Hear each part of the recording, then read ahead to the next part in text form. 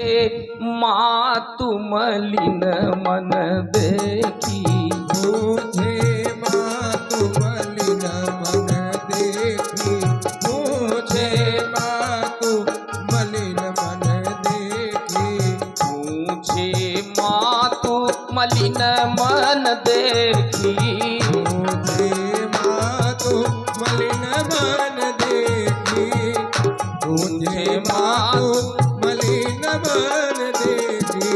लखन कही सब कथा बिसेकी, लखन कही तब कथा बीतेती, लखन कही तब कथा बीतेती। बढ़िया बात है। लक्ष्मण जी ने सारी स्थिति ब्यौरेवार वर्णन किया। माता ऐसा ऐसा हो गया। भैया कैकेयी ने पिता महाराज से 2 वरदान मांगे। भगवान श्री राम के लिए 14 वर्षों का वन, भैया भरत के लिए राजगद्दी, और राम जी बन जाने को तैयार हैं, साथ में भगवती जानकी जी भी जाने को तैयार हैं। हाथ जोड़े लक्ष्मण जी, अब डर रहे हैं कि कैसे अपने विषय में कहूं, कहीं मैया मना न कर दे, और यदि माता ने मना कर दिया तो निश्चित रूप से मेरा प्राणांत निश्चित है। अब करूं तो क्या करूं। और राम जी के वनगमन का समाचार सुन करके माता सुमित्रा को ऐसा लग रहा है जैसे कोई मृगी दावानल में फंस गई हो महाराज। हाँ, गई सहम सुनि बचन कठोरा, मृगी देख दाव जानु चाहूर।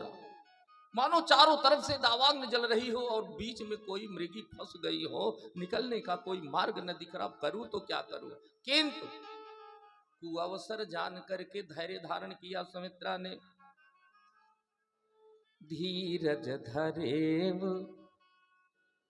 रे धीरज धरेव कुअवसर जानी, धीरज धरेव कुअवसर जानी, धीरज धरेव कुअवसर जानी, धीरज धरेव कुअवसर जानी। सहज सुहृद बोली मृदुबानी, सहज सुहृद बोली मृदुबानी, सहज सुहृद बोली मृदुबानी, सहज सुहृद बोली मृदुबानी। बड़ी ही मीठी वाणी में ध्यान देना। अब सुमित्रा जी लक्ष्मण जी को समझाएंगी। यहाँ पर बड़ी विलक्षण स्थिति है महाराज। सुमित्रा जी ने लक्ष्मण जी को अर्थपंचक का सिद्धांत बताया। अर्थपंचक, अब बहुत लोगों ने नहीं सुना होगा कि अर्थपंचक क्या होता है। देखिए, वैष्णव 2 प्रकार के होते हैं।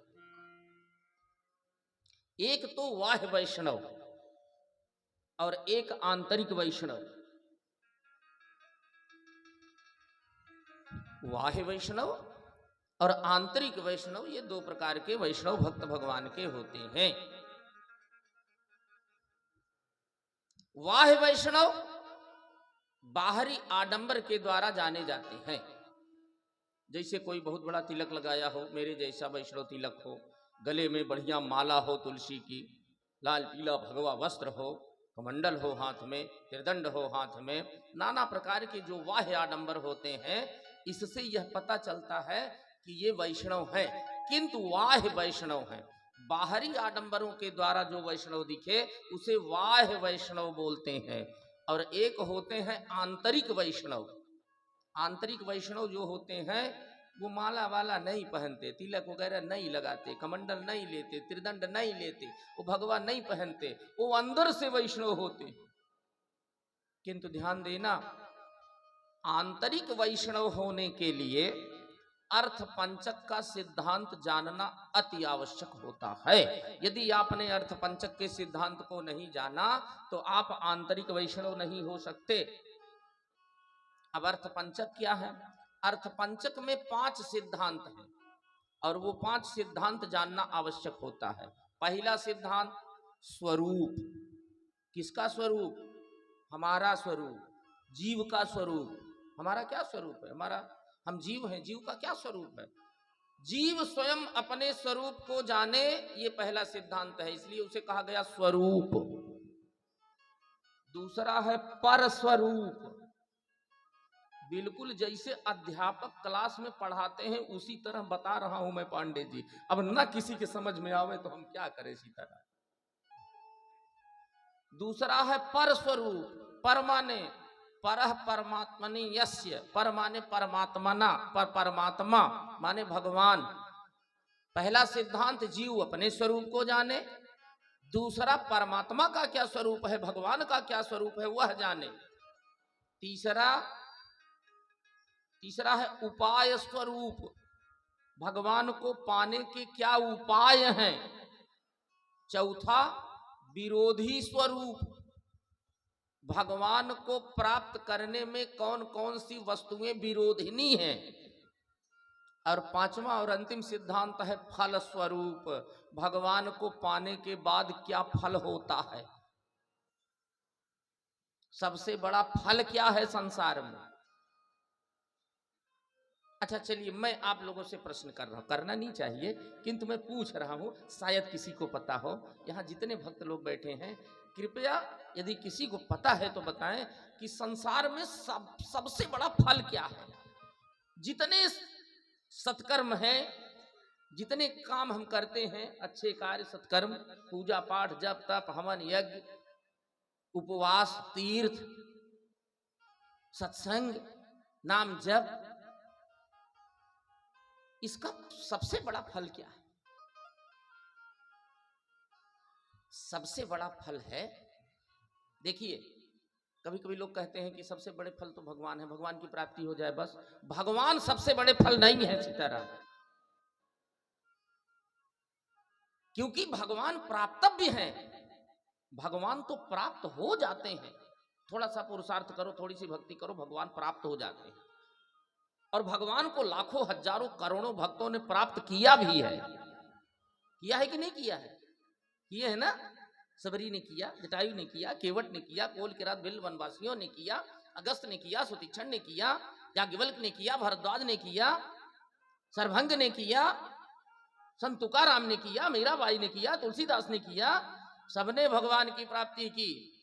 तो भगवान प्राप्तव्य हैं, जो प्राप्त किए जा सकते हैं, वह सबसे बड़ा फल नहीं होता। सबसे बड़ा फल तो वह होता है जो पुरुषार्थ करने पर भी ना मिले सीताराम। तो सबसे बड़ा फल है भगवान के चरणों में प्रेम हो जाना, भगवान का प्यार हमें मिल जाए, भगवान का स्नेह हमें मिल जाए, अर्थात वह आनंद मिल जाए जिस आनंद में स्वयं परमात्मा निरंतर निवास करते हैं। भगवान आनंद में कैसे रहते हैं? अब हम कथा भगाएंगे नहीं सीताराम, अब हम दौड़ेंगे नहीं, अब हम यहां से वहां भजन गा के टाइम नहीं पास करेंगे। अब हम बात करेंगे सिद्धांत की, अब हम बात करेंगे शास्त्र की। अब यदि कथा थोड़ी कठिन भी हो जाए तो बाहर निकल के ये मत कहना कि पता नहीं काव काव बोलत है यार, समझाई में ना आवत, ऐसा मत बोलिएगा महाराज। सिद्धांत की बात सुनिए आप। भगवान क्या है? भगवान आनंद है। जैसे रसगुल्ला सब लोगों ने देखा होगा, रसगुल्ला सीरा में डूबा रहता है, मिठास में डूबा रहता है। तो रसगुल्ला के आगे भी मिठास, पीछे भी मिठास, ऊपर मिठास, नीचे मिठास, चारों तरफ मिठास ही मिठास है, और कुछ नहीं मिलेगा वहां, केवल मिठास के सिवा कुछ नहीं मिलने वाला। उसी प्रकार से भगवान सदैव आनंद स्वरूप ही है, भगवान आनंद ही है, और भगवान आनंद में ही डूबे रहते हैं।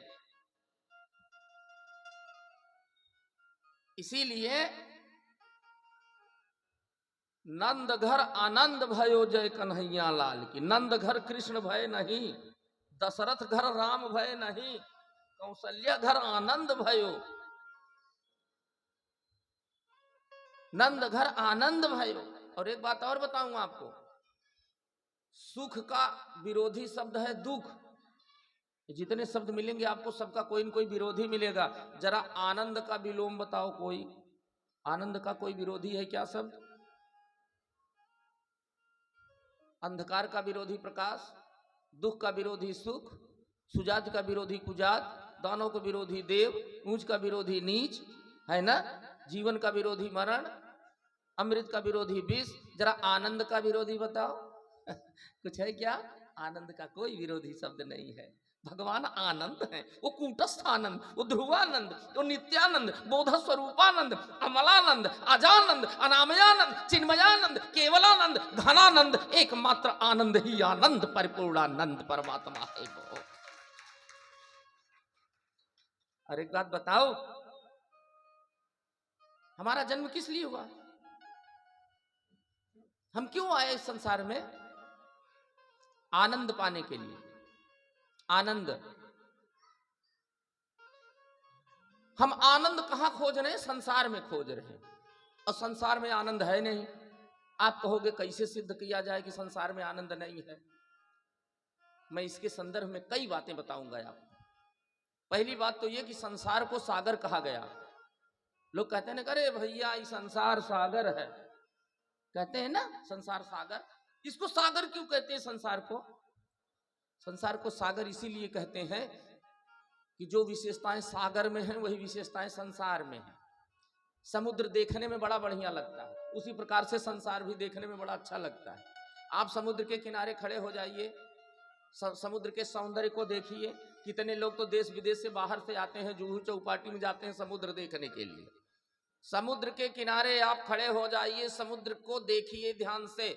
बहुत दूर दूर तक, हजारों किलोमीटर तक अथाह जल की राशि ही दिखाई देगी, और कुछ दिखता नहीं है महाराज, केवल जल ही जल, जहां देखो जल ही जल। किंतु अरबों लीटर पानी आपके सामने लहरा रहा है। अचानक समुद्र के सौंदर्य को देखते देखते, समुद्र के किनारे खड़े खड़े आपको प्यास लग जाए तो पानी पी सकते हो क्या? नहीं पी सकते। क्यों नहीं पी सकते? जाओगे, पानी उठाओगे, पीने का प्रयास करोगे, खारा लगेगा, फेंक दोगे, अरे यार बड़ा खारा है, जाने तो छोड़ो। फिर थोड़ी देर बाद मन करेगा, फिर उठाओ, फिर पियो, फिर खारा लगेगा, फिर फेंक दोगे। चाहे हजारों बार नहीं, लाखों बार, करोड़ों बार आप प्रयास करो, समुद्र का जल केवल खारेपन के सिवा कभी मिठास नहीं दे सकता महाराज।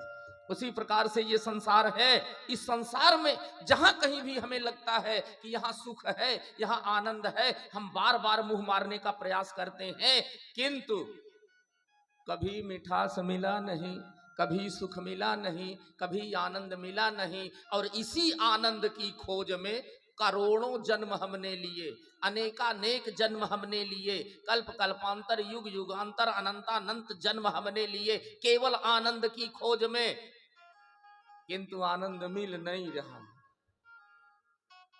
अरे आनंद यदि संसार में होता तो न जाने कितने जन्म हमारे हुए, अब तक मिल गया होता।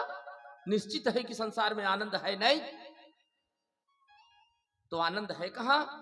आनंद तो केवल भगवान में है, आनंद केवल भगवान के पास है, भगवान ही आनंद है। अब आप कहोगे कि मिले कैसे? तो एक बात बताओ, इसको मिलने का सबसे सरल रास्ता, ये जो आप यूं समझ लीजिए कि जितने वेद पुराण शास्त्र गीता रामायण भागवत उपनिषद हैं, सबका एक ही सिद्धांत है, अंतिम निचोड़ एक है, क्या? मन को भगवान में लगाओ।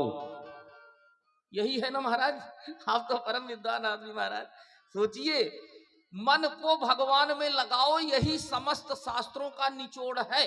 अब कोई पूछे कि मन लगता ही नहीं, कभी कभी लोग कहते महाराज ये तो लगता ही नहीं। हमने कहा इसे थोड़ी लगेगा, तुम तो लगाते ही नहीं, तो लगेगा कैसे महाराज? यही बात तो अर्जुन ने कह दिया श्री कृष्ण भगवान से गीता में। भगवान ने कहा मन को मुझ में लगाओ, अर्जुन ने कहा लगता ही नहीं। भगवान ने कहा लगेगा कैसे? जब तुम लगाओगे तब तो लगेगा। अर्जुन ने कहा मैं प्रयास तो करता हूं किंतु लग ही नहीं रहा है। भगवान ने कहा इसे नहीं लगेगा। बोले तब? बोले इसके लिए काम करना होगा। बोले क्या करना होगा? बोले अभ्यास से न तु कौन्तेय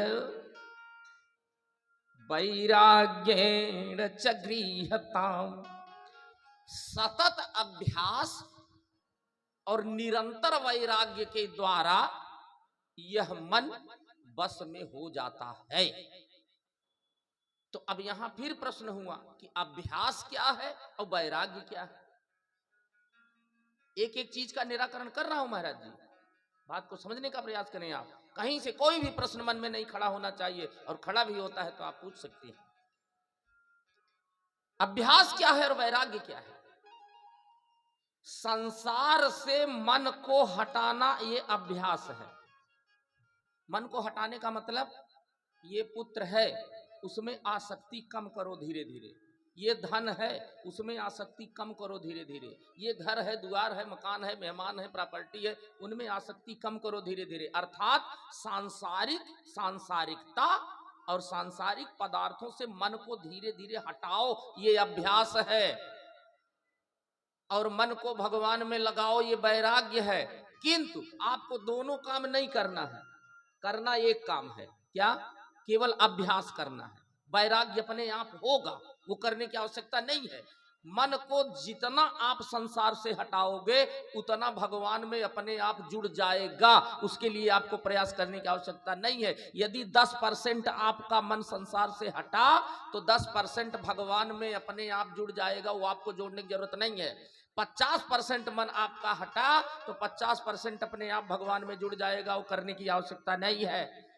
100% हट गया तो 100% भगवान में जुड़ गया। और जिस दिन 100% 100% हमारा मन सांसारिकता से हटेगा तो भगवान में लगेगा, अपने आप वो लग जाएगा, उसे लगाने की आवश्यकता नहीं है। और जब पूरा का पूरा मन भगवान में लग जाएगा तब तुम्हें उस आनंद की अनुभूति होगी जो समस्त सुकृतों का फल है। और यही चीज सुमित्रा जी लक्ष्मण जी को समझा रही हैं कि सकल सुकृत कर, अरे सकल सुकृत कर बड़ फल ये हूँ, सकल सुकृत कर बड़ फल ये हूँ, सकल सुकृत कर बड़ फल ये हूँ, सकल सुकृत कर बड़ फल ये हूँ, सकल सुकृत कर बड़ फल ये हूँ, सकल सुकृत कर बड़ फल ये हूँ। क्या? सिय राम पद सहज सनेहु, सिय राम पद सहज सनेहु, सिय राम पद सहज तनेहु, सिय राम पद सहज तनेहु। बढ़िया बात। अर्थ पंचक का 5वां सिद्धांत है ये, फल स्वरूप। पहला क्या था? स्वरूप। आप अपने स्वरूप को जाने। कौन है आप? Who are you? किसी को नहीं पता कौन है हम, किसी को पता ही नहीं हम कौन है। भगवान श्री राम ने जब बाली को मारा, एक बाण मार दिए बाली को, पर आप विकल महिषर के लागे, पुण्य उठ बैठ देख प्रभु आगे, तमाम सारी बात। जब बाली गिर गया धरती पर, उसका प्राणांत हो गया, तारा आई रोते हुए, नाना विध विलाप कर तारा छूटे केस न देहि समारा। तारा रोने चिल्लाने लगी। राम ने कहा तारा चुप हो जाओ। तारा ने कहा मेरे पति का वध करके और मुझको कह रहे हो चुप हो जाओ।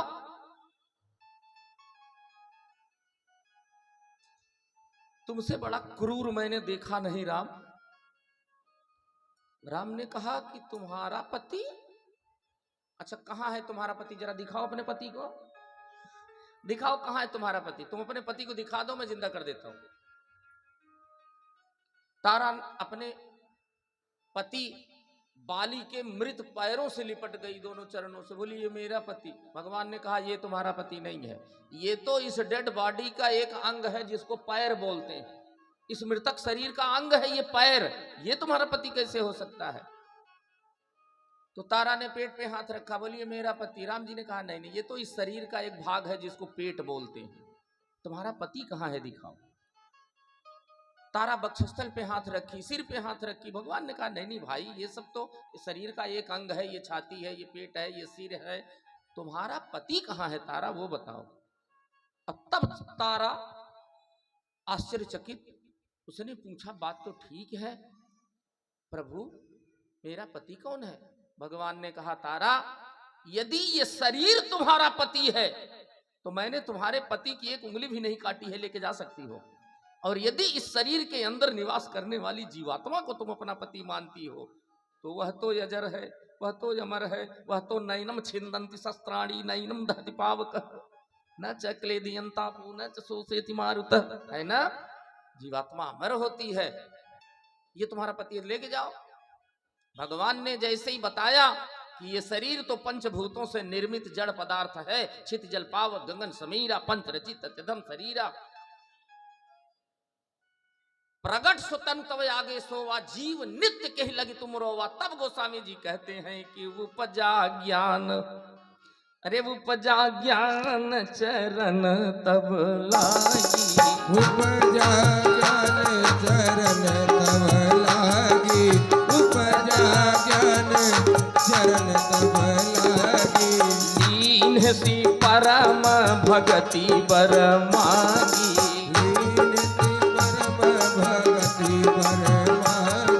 लीन सी परम भगति बर मागी।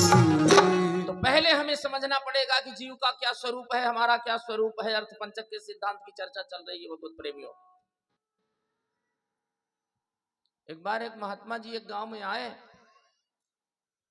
तो गांव में एक प्रचार हो गया कि महात्मा जी जब सवेरे पूजा करने लगते हैं तो भगवान प्रकट होते हैं। तो गांव में एक बड़े भारी सेठ थे, पैसे वाले थे, गए महात्मा जी को प्रणाम किए। महात्मा जी ने कहा आओ श्रीमान बैठो। उन्होंने कहा महाराज बैठने नहीं आया हूं, एक बात कहने आया हूं आपसे। महात्मा जी ने कहा बताइए। उन्होंने कहा कि मैंने सुना कि आप जब पूजा करने लगते हैं सुबह तो भगवान आते हैं। महात्मा जी ने कहा हाँ आते तो हैं। तो उन्होंने कहा कि कल जब भगवान आवे तो जरा हमारे घर भेज देना उनको। गजब गजब के लोग, सोचो, बोले कल जब आवे तो हमारे घर पे भेज देना। महात्मा जी ने कहा श्रीमान जी, अच्छा जो सच्चे महात्मा होते हैं ना वो कभी किसी की बात का बुरा नहीं मानते महाराज, वो तो बातों ही बातों में आपको वास्तविक ज्ञान का परिचय कराते हैं। तो महात्मा जी ने कहा ठीक है श्रीमान, कल भेज दूंगा जब भगवान आएंगे। तो एक काम करो आप अपना पता बता के जाओ। तो क्या किए, अपने घर का विजिटिंग कार्ड निकाले, अपने बंगले का, बोले ये लो भेज देना इस एड्रेस पे। महात्मा जी ने देखा, बोले महाराज ये आपका पता नहीं है, ये तो आपके घर का पता है, आप अपना पता दे के जाओ। तो अपने ऑफिस का पता दे दिए विजिटिंग कार्ड। महात्मा जी ने देखा, बोले ये भी आपका पता नहीं है, ये तो आपके ऑफिस का पता है, आप अपना पता दे के जाओ। अब वो श्रीमान चौंके, करे यार बात तो ठीक है, ये घर का पता, ये ऑफिस का पता, मेरा क्या पता है। तब महात्मा जी ने कहा आपका अपना क्या पता है बताइए। तब वो सोचने लगे कि यार बात तो ठीक है, वो घर का पता, वो ऑफिस का पता, मेरा अपना खुद का क्या पता है, मेरा अपना तो कोई पता ही नहीं समझ में आ रहा है। हाँ, और इसी बात को संत ने कहा बेटा विचार करो, को मैं कौन हूं, आया कहां से, मैं कहां से आया हूं, को मैं आया कहां से, और कित जई हूं, कहां जाऊंगा, मेरा गंतव्य क्या है, मेरा टारगेट क्या है, मेरा लक्ष्य क्या है। को मैं आयो कहां से, कित जई हूं का सार, तत्व क्या है, what is the elements in word, संसार में सार क्या है, तत्व क्या है, पता ही नहीं।